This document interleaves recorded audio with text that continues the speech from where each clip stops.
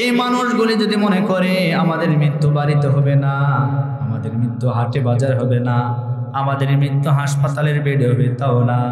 আল্লাহ বললেন যার যেখানে যে স্থানে মৃত্যু হবে সে জায়গায় তাকে টাকা খরচ করে হলেও সে জায়গায় যেতে হবে। মনে করেন আপনার হাসপাতালের বেডে মৃত্যু আছে, কিন্তু আপনি বাড়িতে শুয়ে আছেন, হঠাৎ করে আপনার শরীরের ভিতরে রব্বুল আলামিন এমন একটা রোগ দিয়ে দিয়েছে, এই রোগটা দেওয়ার কারণে সাথে সাথে আপনাকে হাসপাতালে নেওয়া হয়েছে। হাসপাতালের বেডে যাওয়ার পরে আপনার কাছে আজরাইল হাজির হয়ে গেছে, তার মানে আপনার মৃত্যু হাসপাতালের বেডে লেখা ছিল, এই কারণে মৃত্যু হয়েছে। আপনার মৃত্যু আছে পানির ভিতরে, আপনি টাকা খরচ করে চলে গেছেন সেই সমুদ্র সফরে যাওয়ার পরে নৌকা ডুবি অথবা জাহাজ ডুবি হয়ে যেই সমস্ত মানুষেরা মারা যায় তার ভিতরে আপনি অন্তর্ভুক্ত হয়ে গেছেন, তার মানে আপনার মৃত্যুটা ওই পানির ভিতরে আছে। এজন্য আমরা যেখানে যে অবস্থায় থাকি না, যার মৃত্যু যেখানে হবে সে জায়গায় না যাওয়া পর্যন্ত তাকে কোনোদিন আজরাইল ধরবে না। এটা হচ্ছে মৃত্যুর 3 নম্বর বৈশিষ্ট্য। আমার ভাইরা, আমরা যেখানেই থাকি না কেন মৃত্যু সেখানেও গ্রাস করবে। আমরা যদি মনে করি আমরা অট্টালিকা তৈরি করেছি, আমরা দালান কোঠা ঘর বাড়ি তৈরি করেছি, এই বাড়ির ভিতরে আমার আজরাইল আসতে পারবে না। আল্লাহ রাব্বুল আলামিন কোরআনে কারীমের ভিতরে সুন্দর করে জানাই দিয়েছেন, আইনামা তাকুনু ইউদরিকুকুমুল মাউত ওয়ালাউ কুনতুম ফি বুরুজিম মুশাইয়াদা। জোরে বলে আল্লাহু আকবার। আল্লাহ রাব্বুল আলামিন বললেন, বান্দারে তোমরা যদি একটা দুর্গ তৈরি করো আর ওই দুর্গের ভিতরেও যদি মৃত্যু থেকে পলায়নের জন্য অবস্থান করো, সে জায়গায় গিয়েও আজরাইল তোমাদেরকে জান কবজ করে নিয়ে আসবে, সে জায়গায়ও তোমার মৃত্যু হয়ে যাবে। এজন্য আমরা যেখানে যে অবস্থায় থাকি না কেন আমাদের মৃত্যু যেখানে লেখা আছে সে জায়গায় আমাদের মৃত্যু হয়ে যাবে। আমরা যেখানে যে অবস্থায় থাকি না কেন যেভাবে মৃত্যু লেখা আছে ওইভাবে আমাদের মৃত্যু হবে। এজন্য আমাদের সমাজে একটি কথা প্রচলিত আছে, অনেকে বলে এই কথাটা যে ওই জায়গায় না গেলে মনে হয় লোকটা মারা যেত না, এই কথাটা ভুল। আবার আমরা অনেকে বলি আহারে এই মৃত্যুটা স্বাভাবিক কোনো মৃত্যু নয়, অস্বাভাবিক মৃত্যু হয়েছে, এই কথাটাও ভুল। স্বাভাবিক আর অস্বাভাবিক বলে মৃত্যু নাই, বরং যার যখন যে সময় যেখানে যে অবস্থায় মৃত্যু লেখা আছে সে জায়গায় সে অবস্থায় তাকে আজরাইল গ্রাস করে ফেলবে। অকাল বলে কোনো মৃত্যু কোরআন এবং হাদিসের ভিতরে পাওয়া যায় না, অকাল মৃত্যু বলা যাবে না। মনে করেন 8 বছর বয়সে আপনার সন্তান মারা গেছে, আপনি বলতে পারবেন না যে অকাল মৃত্যু হয়েছে, বরং তাকে হায়াত দেওয়া হয়েছে 8 বছর পর্যন্ত, দুনিয়ার জীবন তার জন্য 8 বছর নির্ধারিত করে দেওয়া হয়েছে। আমার ভাইরা, এজন্য মৃত্যুর আরেকটি বৈশিষ্ট্য হলো মৃত্যু যার যখন যে সময় হওয়ার কথা সে সময় হবে। আল্লাহ রাব্বুল আলামিন বলেন, ওয়ালিকুল্লি উম্মাতিন আজাল ফাইযা জাআ আজালুহুম লা ইস্তাখিরুনা সাআতাও ওয়া লা ইস্তাকদিমুন। আল্লাহ রাব্বুল আলামিন বলেন, প্রত্যেকটা উম্মতকে আল্লাহর দিকে ধাবিত হওয়া লাগবে, আল্লাহর দিকে ফিরে যাওয়া লাগবে। আর যখন তার সময় হয়ে যাবে 1 মিনিটও সামনে পিছানো হবে না, 1 মিনিটও সামনে বাড়ানো হবে না। নির্দিষ্ট সময়ে যার যেখানে যে অবস্থায় মৃত্যু হবে নির্দিষ্ট সময়ে তার কাছে আজরাইল হাজির হয়ে যাবে। আমার ভাইরা, মৃত্যু যখনই আপনার হুকুম হয়ে যাবে মৃত্যু আপনাকে গ্রাস করে ফেলবে। আমার প্রিয় বন্ধুগণ, আমার ভাইরা, তাহলে মৃত্যুর আরেকটি বৈশিষ্ট্য হলো মৃত্যুর ফায়সালা দুনিয়ার কোনো মানুষের হাতে নয়, মৃত্যুর ফায়সালা একমাত্র শুধুমাত্র কেবলমাত্র কার হাতে? জোরে বলেন, কার হাতে? এজন্য মুমিনরা কখনো মৃত্যুকে ভয় পায় না। যারা কাফির, যারা বেদীন, তারা মৃত্যুকে ভয় পায়, কিন্তু মুমিনরা কখনো মৃত্যুকে ভয় পায় না। মৃত্যুর ফায়সালা তো দুনিয়াতে হয় না, মৃত্যুর ফায়সালা হয় কোথায় থেকে? আসমান থেকে মৃত্যুর ফায়সালা হয়। আমার ভাইয়েরা, এজন্য বলি, আমার নবী যে বলেন, আর দুনিয়া সিজনুল মুমিন ওয়া জান্নাতুল কাফির, দুনিয়াটা মুমিনদের জন্য জেলখানা, কাফেরদের জন্য বালাখানা। আজকে আমি আপনি এসেছি, মন চাইলে সব কিছু করতে পারবো না, কারণ আমাদেরকে ব্যারিকেড দেওয়া হয়েছে, আমাদেরকে নির্ধারিত একটা সীমানা দেওয়া হয়েছে যে এই সীমানা অতিক্রম করা যাবে না। কিন্তু আমরা আমাদের মন মতো দুনিয়া চালাচ্ছি। আজকে মসজিদগুলি ফাঁকা, আজকে মহিলাদের বেপর্দা বেশি, আজকে বেনামাজির সংখ্যা বেশি, আজকে সুদ, ঘুষ, জিনা, ব্যভিচার আমাদের সমাজে রঙে বেরঙ্গে ছড়িয়ে পড়েছে। এমন কোনো জায়গা নেই, এমন কোনো সেক্টর নেই, এমন কোনো স্থান নেই যে জায়গায় আজকে পাপ হচ্ছে না। প্রত্যেকটা জায়গায় শুধু পাপের সরাসরি।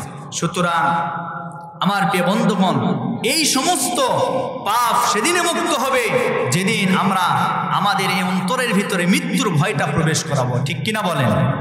আরো জোরে বলেন ঠিক কিনা? আমার ভাইরা, মৃত্যুর ভয় আমাদের কলিজার ভিতরে নেওয়ার দরকার আছে না নাই? মৃত্যুর আরেকটি বৈশিষ্ট্য হলো মৃত্যুর কোনো সিরিয়াল নেই। এই দুনিয়ার জমিনে আমরা দেখেছি অনেক দাদাকে তারা লাতের লাশ কাদের উপরে নিয়ে অন্ধকার কবরের দিকে নিয়ে গেছে। অনেক বাবাকে আমরা দেখেছি নিজের কলিজার টুকরা সন্তানের লাশ বাবার কাদের উপরে কেড়ে অন্ধকার কবরে চলে গেছে। এমন আমরা দেখেছি বড় ভাই ছোট ভাইয়ের লাশ কাদের উপরে কেড়ে নিয়ে অন্ধকার কবরে চলে গেছে। এজন্য আসার একটা সিরিয়াল আছে, যাওয়ার কোনো সিরিয়াল নাই। আপনি আমি কোন সময় দুনিয়া থেকে বিদায় নিয়ে চলে যাব আমরা কিন্তু কেউ জানি না। এজন্য আমরা যা কিছু করব হিসাব করে আমাদেরকে চলাফেরা করতে হবে। আমার ভাইয়েরা, এই পৃথিবীর যত মানুষ, এই পৃথিবীর যত সৃষ্টি জগৎ আছে, প্রত্যেকটা সৃষ্টি জগতের একদিন মৃত্যু হয়ে যাবে।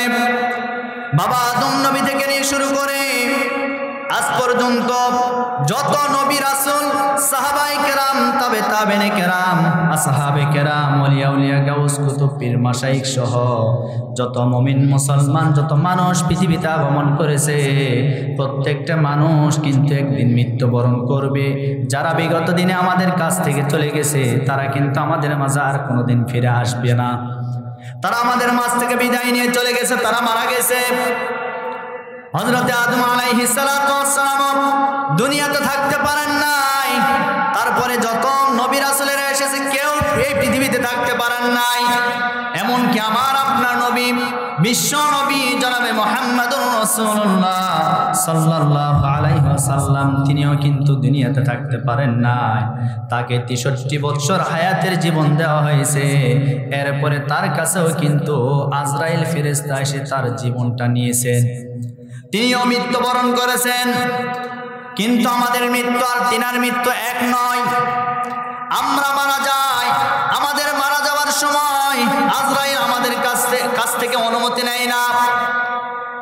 আমাদের মারা যাওয়ার সময় আমরা ঠিকঠাক ভাবে প্রস্তুতি নিতে পারি না।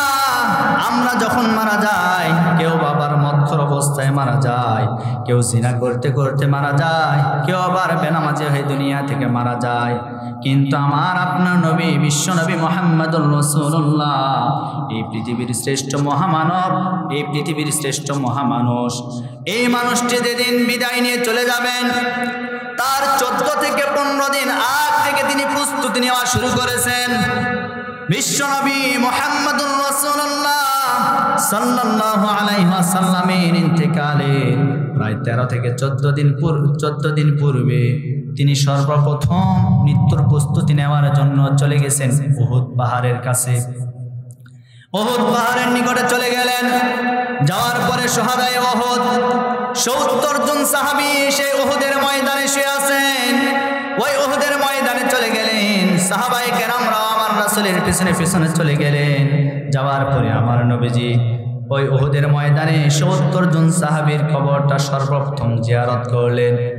জিয়ারত করার পরে সাহাবায়ে কেরামরা জিয়ারতের ধরনটা দেখে বুঝতে পারলেন যে নবীজি হয়তো আর কোনোদিন এই উহুদের ময়দানে আসবেন না।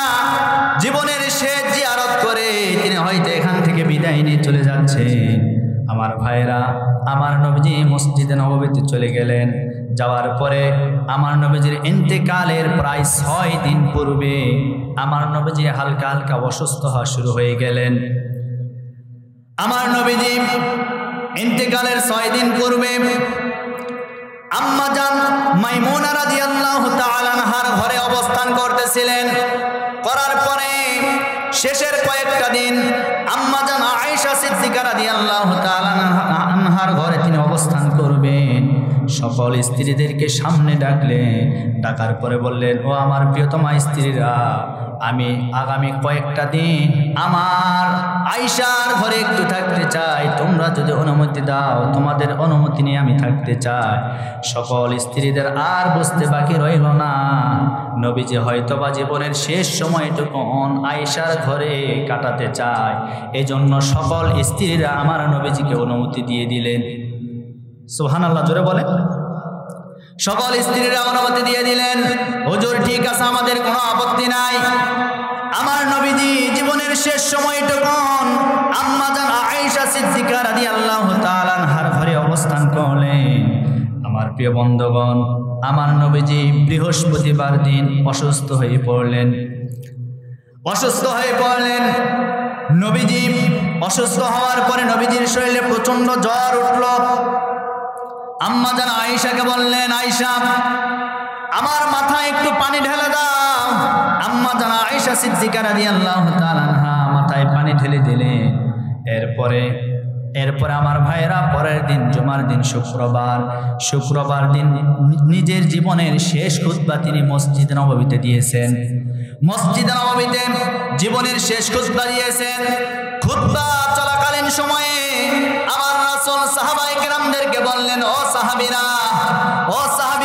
একটু মনোযোগ দিয়ে আমার কথাগুলি শ্রবণ করো।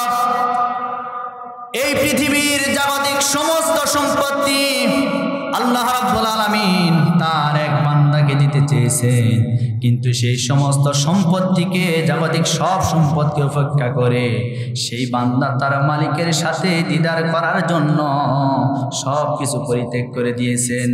এই কথাটা শোনার পরে হযরতে আবু বকর সিদ্দিক রাদিয়াল্লাহু তাআলা আনহু কান্না শুরু করে দিলেন। সাহাবায়ে কেরামরা বললেন, আবু বকর, আপনি কাঁদেন কেন? নবীজি কার নাম বলেছে, আপনি কাঁদেন কেন? আবু বকরের বুঝতে বাকি রইল না। আবু বকর ডাক দিয়ে বলেন, ও নবীর প্রিয় সাহাবীরা, তোমরা হয়তো বোঝো নাই, এই পৃথিবীর যাবতীয় সব সম্পত্তি আল্লাহ যাকে দিতে চেয়েছেন তিনি আর কেউ নয়, তিনি হচ্ছেন আমাদের কলিজার টুকরা মুহাম্মদ সাল্লাল্লাহু আলাইহি ওয়াসাল্লাম। আল্লাহ হুজুরকে সকল সম্পত্তি দিতে চেয়েছেন, কিন্তু তিনি সেগুলি গ্রহণ করেন নাই, বরং মালিকের সাথে দিদার লাভ করার জন্য তিনি আগ্রহ নিয়ে আছেন। তার মানে হুজুর আমাদের মাঝে আর বেশি দিন থাকবেন না, হয়তো দুনিয়া থেকে বিদায় নিয়ে চলে যাবেন। আমার নবীজি খুতবা শেষ করে নামাজ শেষ করলেন, ঘরে প্রবেশ করলেন। আমার নবীজি ঘরে প্রবেশ করার পরে তারপর থেকে আমার ভাইরা আর কোনো নামাজে তিনি যেতে পারেন নাই, আর কোনো জামাতে তিনি শামিল হতে পারেন নাই। আমার প্রিয় বন্ধুগণ, আমার নবীজির শরীরে প্রচন্ড জ্বর এসেছে, এমন প্রচন্ড জ্বর, নবীজি হাঁটতেও পারেন না, নবীজি দাঁড়াতেও পারেন না, নবীজি বসতেও পারেন না। এশার নামাজের ওয়াক্ত হয়ে গেছে, এশার নামাজের সময় হয়ে গেছে। আমার ভাইরা, হযরতে বেলাল মসজিদে নববীতে আজান দিয়েছে। আজান দেওয়ার পরে সাহাবায়ে কেরামরা আমার নবীজির জন্য অপেক্ষমান থেকে তারা জামাতটা শুরু করে দিয়েছে। কিন্তু তার পূর্ব মুহূর্তে আমার নবীজি একবার বেহুশ, একবার হুঁশ ফিরে আসে। নবীজি উঠতেও পারেন না, কিন্তু একবার হুঁশ আসে আর একবার বেহুশ হয়ে যায়। আম্মা জান আয়েশাকে ডাক দিয়ে বলেন, আয়েশা, এটা কোন সময় চলছে? আম্মা জান আয়েশা সিদ্দিকা রাদিয়াল্লাহু তাআলা আনহা ডাক দিয়ে বলেন, হুজুর, এখন এশার ওয়াক্ত হয়ে গেছে, এশার ওয়াক্ত হয়ে গেছে। তখন আমার নবীজি বললেন, ও আয়েশা, এখন নামাজের কি অবস্থা? আম্মা জান আয়েশা সিদ্দিকা রাদিয়াল্লাহু তাআলা আনহা ডাক দিয়ে বলেন, হুজুর, সাহাবায়ে কেরামরা আপনার জন্য অপেক্ষমান থেকে তারা আমার বাবার ইমামতিতে জামাতে দাঁড়িয়ে গেছে। আমার বাবার ইমামতিতে তারা জামাতে দাঁড়িয়ে গেছে। আম্মা জান আয়েশা সিদ্দিকা রাদিয়াল্লাহু তাআলা আনহাকে ডাকতে বলেন, ও আয়েশা, আমার মাথাটা একটু উঁচু করে ধরো। এইবার আম্মা জান আয়েশা সিদ্দিকা রাদিয়াল্লাহু তাআলা আনহার কোলের উপরে, ওরুর উপরে মাথাটা ছিল। আম্মা জান আয়েশা সিদ্দিকা রাদিয়াল্লাহু তাআলা আনহা মাথাটা উঁচু করলেন। হুজুর এবার মসজিদে নববীর নামাজের দৃশ্যটা দেখলেন। নামাজের দৃশ্য দেখার পরে চোখের কোন বেয়ে পানি পড়তেছিল, নবীজি কান্না করতেছিলেন। আম্মা জান আয়েশা ডাকতে বলেন, হুজুর আপনি কাঁদেন কেন? নবীজি এবার ডাকতে বলেন, আয়েশা, এই কান্না আমার দুঃখের কোনো কান্না নয়, এইটা আমার আজকে তৃপ্তির কান্না, আনন্দের কান্না। তার কারণ এই নামাজের দৃশ্যটা দেখে আমার মনটা বড় ভরে গেছে। আমি হয়তো দুনিয়া থেকে বিদায় নিয়ে চলে যাব, কিন্তু আমি জীবিত থাকা অবস্থায় আমি দেখতে পেলাম আমার অনুপস্থিতিতে সাহাবায়ে কেরামরা এইভাবে নামাজ আদায় করছেন। আর কিয়ামত পর্যন্ত আমার উম্মতেরা তারা দাঁড়িয়ে দাঁড়িয়ে নামাজ আদায় করবে। আরো জোরে বলি সুবহানাল্লাহ। আজকে সেই উম্মত আমরা নামাজ পড়ি না। নবীজির শেষ মুহূর্তে নামাজের এই দৃশ্য দেখার পরে অত্যন্ত আনন্দ হয়ে গেলেন, খুশি হয়ে গেলেন। তিনি খুশি হয়ে বললেন যে আয়েশা, আমি চলে যাব, কিন্তু আমি যাওয়ার পরে আমার উম্মতেরা এইভাবে দাঁড়িয়ে দাঁড়িয়ে নামাজ আদায় করবে, এটা আমার সবচাইতে তৃপ্তির এবং আনন্দের কান্না। সুবহানাল্লাহ জোরে বলেন। আমার প্রিয় বন্ধুগণ, নবীজি আরো বললেন, ও আয়েশা, তুমি হয়তো জানো না, এই যে এই নামাজটা কায়েম করতে গিয়ে উহুদের ময়দানে আমার দান্দান মোবারক শহীদ হয়েছে। এই নামাজ কায়েম করতে গিয়ে বদরের ময়দানে সাহাবীরা জীবন দিয়েছেন। এই নামাজটা কায়েম করতে গিয়ে বহু সাহাবী নির্যাতিত হয়েছেন। এই নামাজ কায়েম করতে গিয়ে তোমার বাবা, আমার শ্বশুর আবু বকর সিদ্দিক রাদিয়াল্লাহু তাআলা আনহু কাবার চত্বরে ওই কাফের বেঈমানেরা তোমার বাবার নাক মুখ সব থিতলা করে ফেলেছিলেন।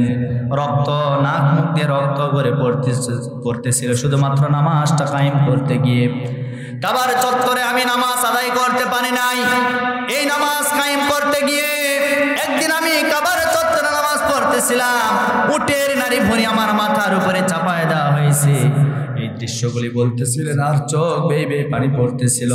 আমার ভাইরা, আমার প্রিয় বন্ধুগণ, আমার নবীজি অসুস্থ হয়েছেন। অসুস্থ হওয়ার পরে মোট 17 ওয়াক্ত নামাজ তিনি আর জামাতে শামিল হয়ে আদায় করতে পারেন নাই।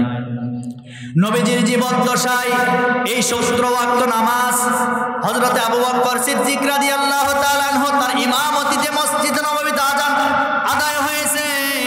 আমার নবীজি ইমামতি করতে পারেন নাই। আমার নবীজি সোমবার দিনে দুনিয়া থেকে বিদায় নিয়ে চলে গেছেন। তবে বিদায়ের পূর্ব মুহূর্তে এক করুণ দৃশ্য, সাহাবায়ে কেরামরা আমার রাসূলকে যখন দেখতে আসে সবাই কান্নায় ভেঙে পড়ে। এমনকি নবীজির মেয়ে ফাতেমা রাদিয়াল্লাহু তাআলা আনহা আমার রাসূলের কাছে আসলেন। আসার পরে বাবার এই দৃশ্যটা দেখার পরে নিজের কলিজার টুকরা সন্তান, এমনকি নবীজির আদরের দুলালি, আমার নবীজি নিজের জীবনের চাইতেও সবচাইতে বেশি ভালোবাসতেন। তিনি হচ্ছেন নবীজির কন্যা ফাতেমা রাদিয়াল্লাহু তাআলা আনহা, তাকে সবচাইতে বেশি ভালোবাসতেন। সেই ফাতেমা আসলেন। আসার পরে এই দৃশ্যটা দেখার পরে, নবীজির অসুস্থতা দেখার পরে, নবীজি দুনিয়া থেকে বিদায় নিয়ে যাবেন, এই দৃশ্যটা দেখার পরে ফাতেমার চোখের পানি আটকাতে পারেন না, হাউমা হাউমা করে কাঁদতে লাগলেন। আমার নবীজি ফাতেমাকে ডাক দিয়ে বলেন, ফাতেমা আসো, আমার কাছে আসো। এইবার ফাতেমা যখন রাসূলের কাছে গেলেন, যাওয়ার পরে কানে কানে বললেন, ফাতেমা তুমি আর কান্নাকাটি করো না মা। আমি বলে গেলাম আমার ইন্তেকালের পরে আমার আহলে বাইতের ভিতরে সর্বপ্রথম জান্নাতের ভিতরে যার সাথে দেখা এবং সাক্ষাৎ হবে তিনি আর কেউ নয়, তিনি হচ্ছেন তুমি আমার মেয়ে ফাতেমা। তুমি আর কান্নাকাটি করো না। হঠাৎ করে কান্না বন্ধ হয়ে গেল। আমার ভাইরা, এরপরে নবীজির নাতি ইমাম হাসান এবং হোসাইন রাদিয়াল্লাহু তাআলা আনহুমাকে ডাকলেন। ডাকার পরে দুই নাতিকে আদর করলেন। জীবনের শেষ মুহূর্ত, এই পৃথিবীর শ্রেষ্ঠ মহামানব দুনিয়া থেকে বিদায় নিয়ে চলে যাবে। এই পৃথিবীর শ্রেষ্ঠ মানুষ দুনিয়া থেকে বিদায় নিয়ে চলে যাবেন। চতুর্দিকে একটা শোকের মাতম পড়ে যাবে। এমন পূর্ব মুহূর্তে আমার রাসূল হাসান হুসাইনকে ডাকলেন, আদর করলেন। তার কারণ হাসান এবং হুসাইন রাদিয়াল্লাহু তাআলা আনহুমাকে তিনি সবচেয়ে বেশি মহব্বত করতেন। নাতি হিসাবে তাদেরকে এতটাই মহব্বত করতেন, আমার রাসূল নামাজে চলে যেতেন। নামাজে যাওয়ার পরে নবীজির নাতি ইমাম হুসাইন এই নামাজের সিজদারত অবস্থায় থাকতেন, আর হুসাইন নানার ওই কাঁধের উপরে, বুকের উপরে উঠে বসতেন। এতটাই মহব্বত করতেন আমার ভাইরা। সে হাসান হুসাইনকে ডাকলেন, আদর করলেন। আদর করার পরে আমার প্রিয় বন্ধুগণ, সমস্ত সাহাবীদের সাথে যখন দেখা সাক্ষাৎ হয়ে গেল, আজরাইল ফেরেশতা আসলেন। আসার পরে আমার ভাইয়েরা, আসার পরে আমার রাসূলের কাছে সর্বপ্রথম অনুমতি নিলেন, হুজুর আমি কি এখন আপনার জান কবজ করতে পারি, আপনাকে কি মৃত্যু ঘটাতে পারি? আমার রাসূল অনুমতি দিলেন। দেওয়ার পরে আমার রাসূলের মৃত্যু হয়ে গেল। মৃত্যু হয়ে যাওয়ার পরে মদিনার চতুর্দিকে শোকের মাতম পড়ে গেল। সমস্ত সাহাবীরা আমার রাসূলের মৃত্যুর খবরটা শুনে চতুর্দিকে পাথরের মতো দাঁড়িয়ে গেলেন। স্ত্রীরা কান্নায় ভেঙে পড়লেন, সাহাবায়ে কেরামরা কান্নাকাটি শুরু করে দিলেন। যে সাহাবী নরম সাহাবী, সবচাইতে নরম সাহাবী হযরত আবু বকর সিদ্দিক রাদিয়াল্লাহু তাআলা আনহু, তিনিও কান্নায় ভেঙে পড়লেন, নিজেকে আটকাতে পারেন না। এইদিকে হযরত ওমর যখনই শুনেছে আমার নবী দুনিয়া থেকে বিদায় নিয়ে চলে গেছে, শোনার সাথে সাথে পাথরের মতো দাঁড়িয়ে গেলেন। আরে কোন কথা শুনলাম, আমাদের প্রিয় মানুষ আজকে থেকে বিদায় নিয়ে চলে গেল, আমরা রাসূলের পিছনে নামাজ আদায় করতে পারবো না, আমরা রাসূলকে আর দেখে কোনোদিন তৃপ্তি নিতে পারবো না।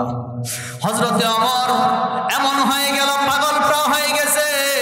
হাতের ভিতর তরবারি নিলেন, নেওয়ার পরে মসজিদের নববীর আশেপাশে চতুর্দিকে ঘোরাফেরা করে আর তরবারি নিয়ে বলে, তোমরা কেউ বলবা না নবী দুনিয়ায় নাই, নবী দুনিয়ায় নাই। যে বলবে নবী মারা গেছে, আমি তার গর্দানটা দ্বিখণ্ডিত করে ফেলবো, আমি তাকে হত্যা করে ফেলবো। কেউ বলবা না নবী দুনিয়ায় না, এই কথা কেউ বলতে পারবা না। হযরতে আবু বকর নিজেকে সামলায় নিলেন। নেওয়ার পরে চিন্তা করলেন, আমিও যদি সবার মতো ভেঙে পড়ি তাহলে তো হবে না, সান্ত্বনা দিবে কাকে? আবু বকর সিদ্দিক রাদিয়াল্লাহু তাআলা আনহু এইবার হযরত ওমরের কাছে গেলেন, কাঁধের উপরে হাতটা রাখলেন। রাখার পরে ওমরকে ডাকতে বলেন, ওমর পাগলামি করো না, পাগলামি করো না, তুমিও থাকবে না, আমিও থাকবো না, এই পৃথিবীর কোনো মানুষ থাকবে না, আমরা সবাই একদিন মৃত্যুবরণ করব। একটু ঠান্ডা হও, একটু ঠান্ডা হয়ে যাও, এরকম পাগলামি করা যাবে না। আমার ভাইরা, আমার প্রিয় বন্ধুগণ, নবীজি আমার সোমবার ফজরের নামাজের প্রায় 2 ঘন্টা মতান্তরে 1 ঘন্টা অথবা 3 ঘন্টা পরে তিনি মারা গেছেন। সোমবার দিনে মারা গেলেন। আমার নবীজি মারা যাওয়ার পরে মসজিদে নববীতে জামাতবদ্ধ হয়ে আমাদের মধ্যে এইভাবে জানাজা হয় নাই। সাহাবায়ে কেরামরা দল বেঁধে বেঁধে আসে আমার রাসূলকে দেখে, আমার রাসূলের জানাজার নামাজটা সম্পূর্ণ করে ফেলে।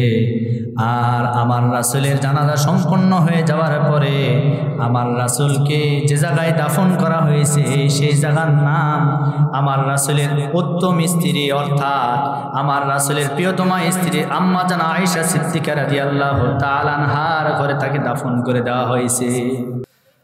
সুতরাং মৃত্যু, আমার রাসূলও এই দুনিয়াতে থাকতে পারেন নাই, কিন্তু আমরা কেউ থাকতে পারবো? জোরে বলেন, থাকতে পারবো? কেউ পারবো না। একদিন আমাদের সবাইকে মারা যাওয়া লাগবে। আমার ভাইরা, তাহলে আল্লাহ কেন মৃত্যু সৃষ্টি করেছেন? কারণ আল্লাহ বলেন, বান্দা দুনিয়াতে চলতে ফিরতে উঠতে বসতে আগে সর্বপ্রথম স্মরণ করবা মারা যাওয়া লাগবে। আজকে কোন পথে আপনি যাবেন, যাওয়ার আগে আপনাকে অবশ্যই স্মরণ করতে হবে একদিন মৃত্যুবরণ করতে হবে। মানুষ মারা যাওয়ার পরে কিয়ামতের ময়দানে যেদিন উঠাবেন, সেই দিন মানুষেরা 6টা আফসোস করবেন। জোরে বলেন কয়টা? আরো জোরে বলেন কয়টা? 6টা আফসোস করবেন। 1 নম্বর আফসোস, মানুষেরা কিয়ামতের ময়দানে যাওয়ার পরে বলবে, হায় হায়, আমি যদি আজকে মানুষ না হই আজকে যদি আমি মাটি হতাম আমার জন্য কতই না ভালো হতো।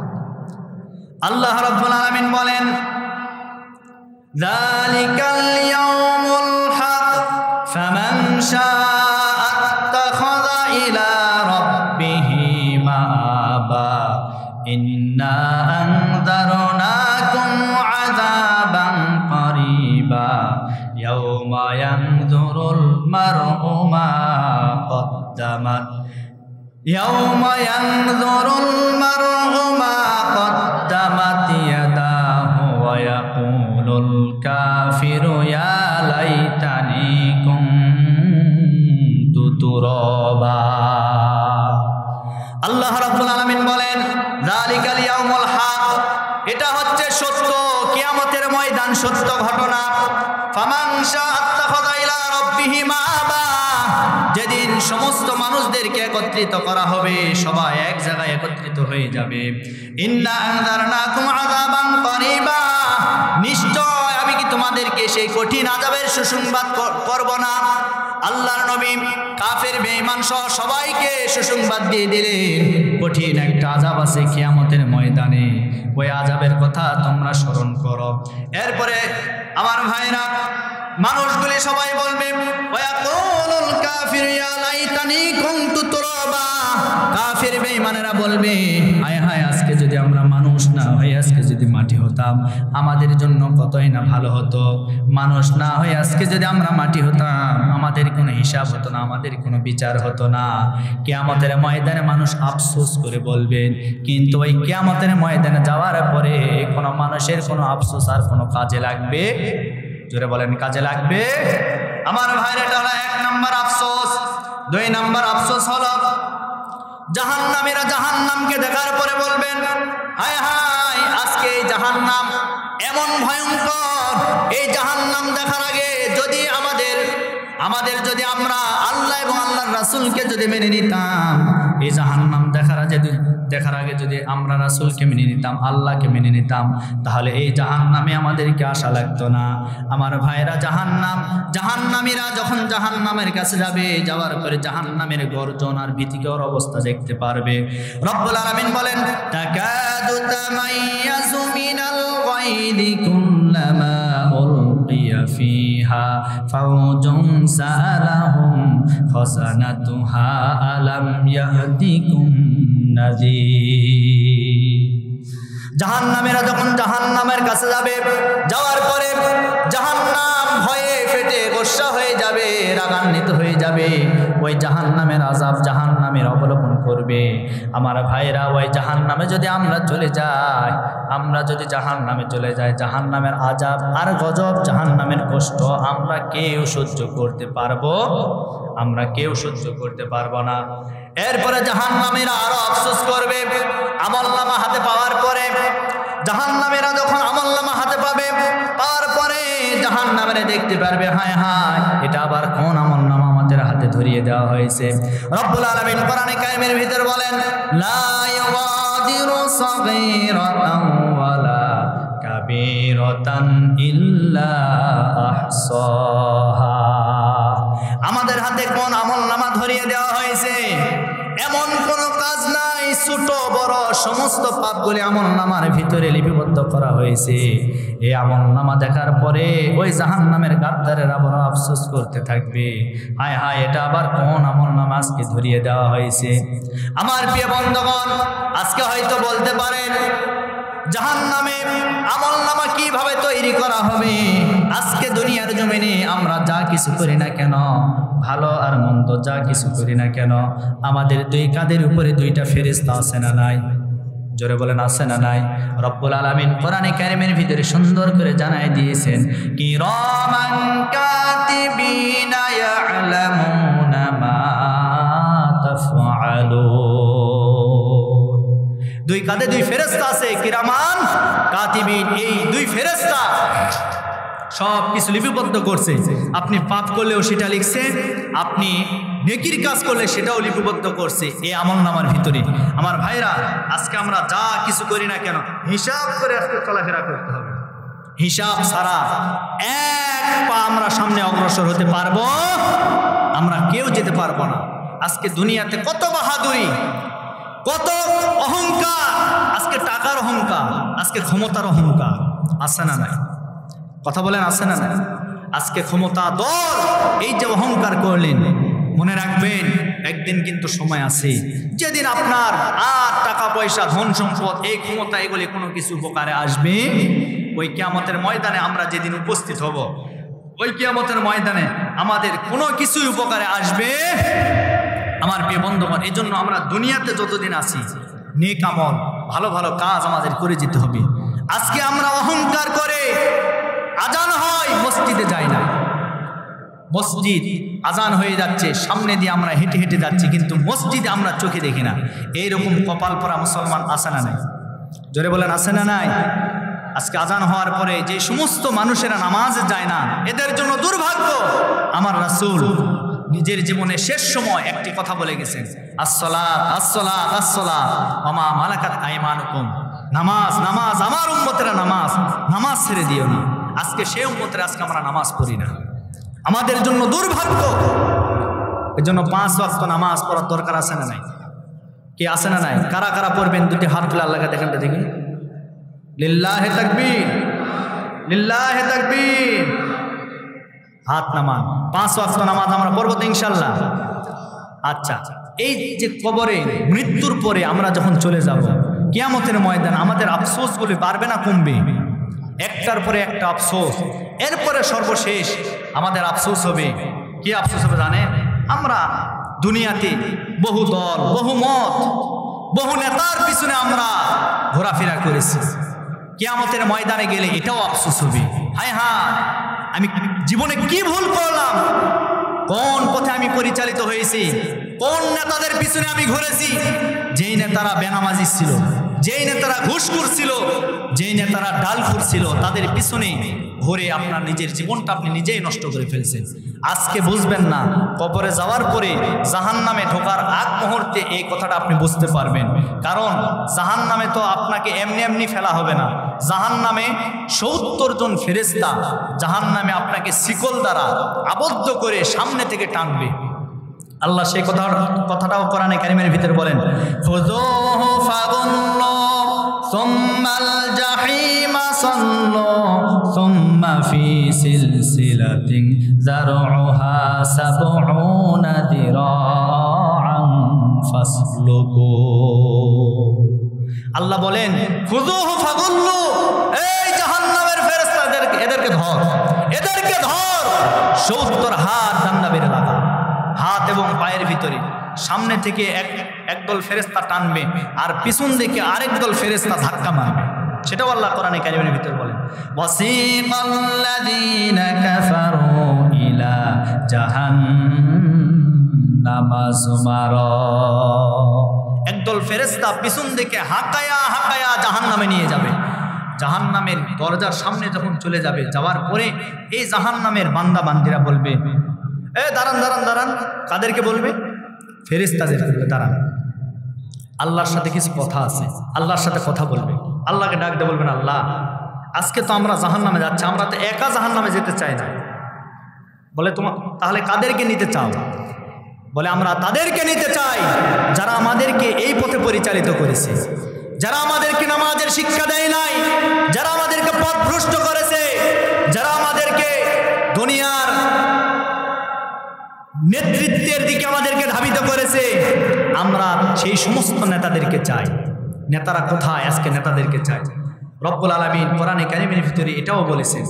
আল্লাহ রব্বুল আলামিন বলেন, ফাকালাত দুআফাউ লিল্লাযীনা ইসতাকবারু ইন্না কুন্না লাকুম তাবআন ফাহাল আনতুম মুগনুনা আন্না মিনাল আযাবিল্লাহ। আমাদের সেই সমস্ত, আমাদেরকে যারা গোমরাহি করেছে, পরিচালনা করেছে, সেই সমস্ত নেতারা কোথায়? আজকে তাদেরকে আমরা চাই। আমার ভাইরা, কার পিছনে ছোটাছুটি করছেন? কার পিছনে গিয়ে আপনি মিছিল মিটিং করছেন? একটু হিসাব করে চলবেন।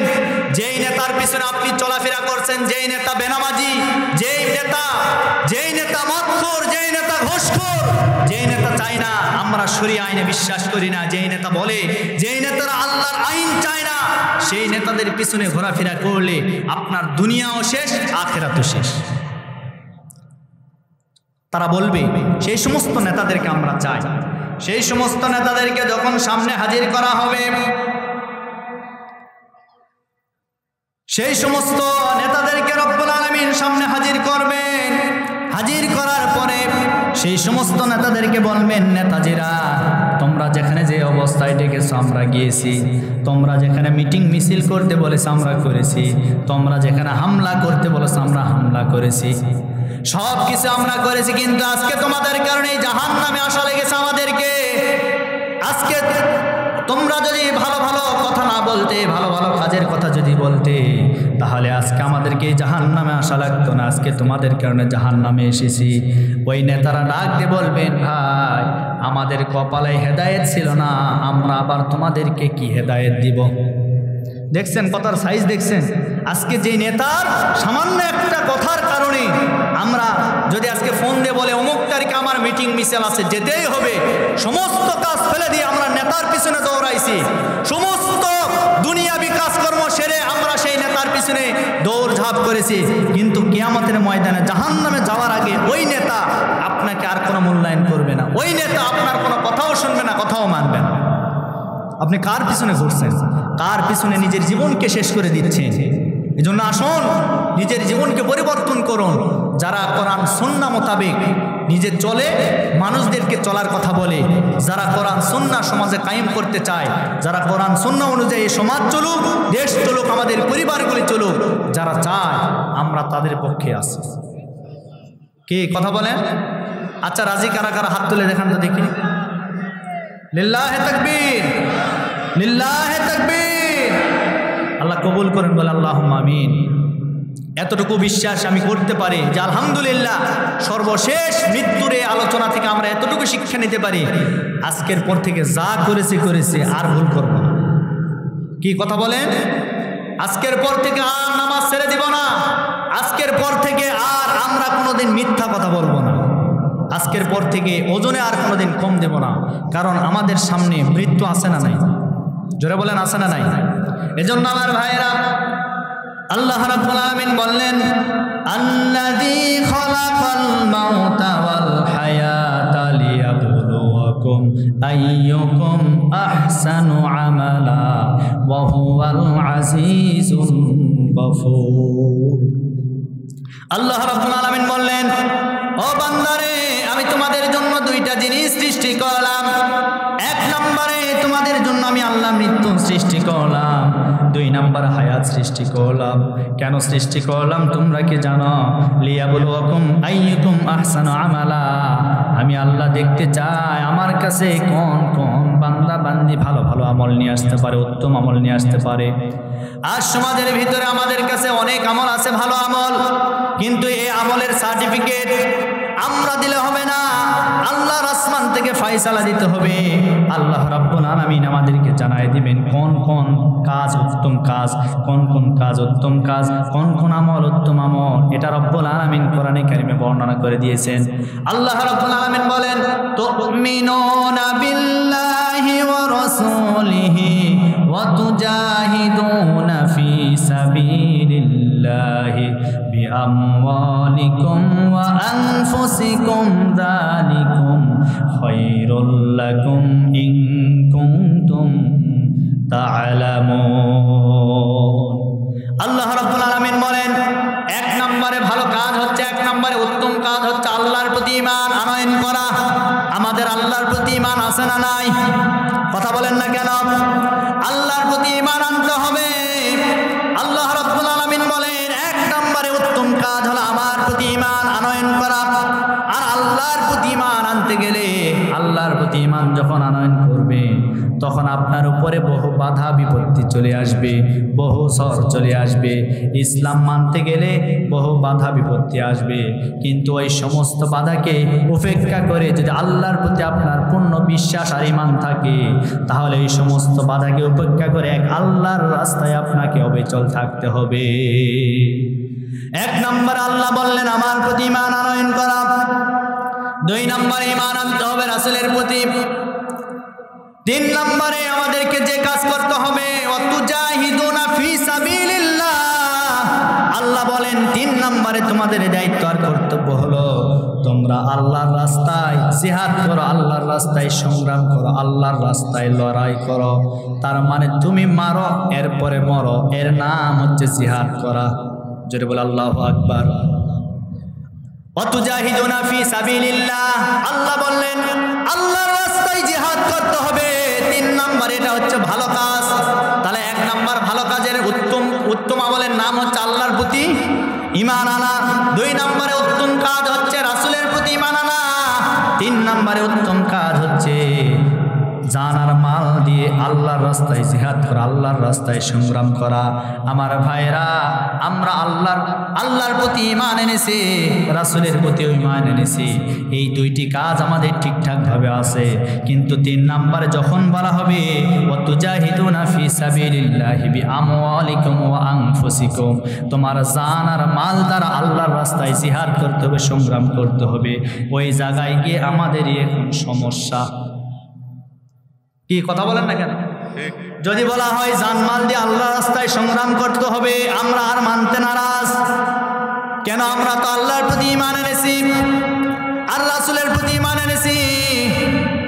আমার প্রিয় বন্ধুগণ, খুব খেয়াল করে শুনবেন, শুধুমাত্র ঈমান আনলে হবে না, ঈমান আনার পরে আপনার উপরে পরীক্ষা আসবে।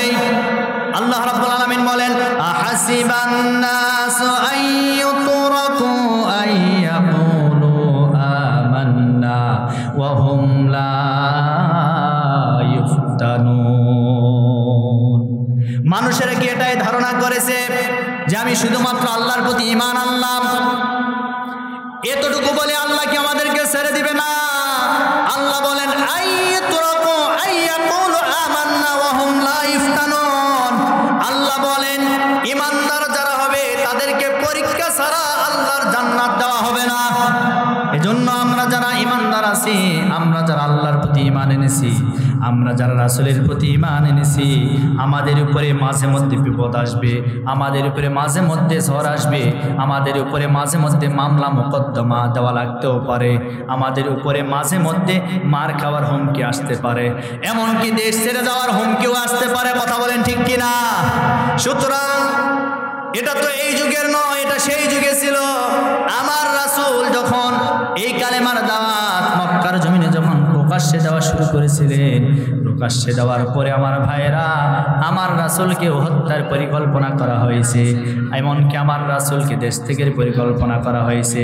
আমার রাসূলকে মক্কার জমিন থেকে, নিজের জন্মভূমি থেকে তাকে ওখান থেকে বের করে দেওয়া হয়েছে শুধুমাত্র একটি মাত্র কারণে। তিনি বলেছিল লা ইলাহা ইল্লাল্লাহ মুহাম্মাদুর রাসূলুল্লাহ। চিৎকার মারে বলে সাল্লাল্লাহু আলাইহি ওয়াসাল্লাম। এই কথাটা বলার কারণে আমার রাসূলের উপরে জুলুম আর নির্যাতন ছিল কি ছিল না?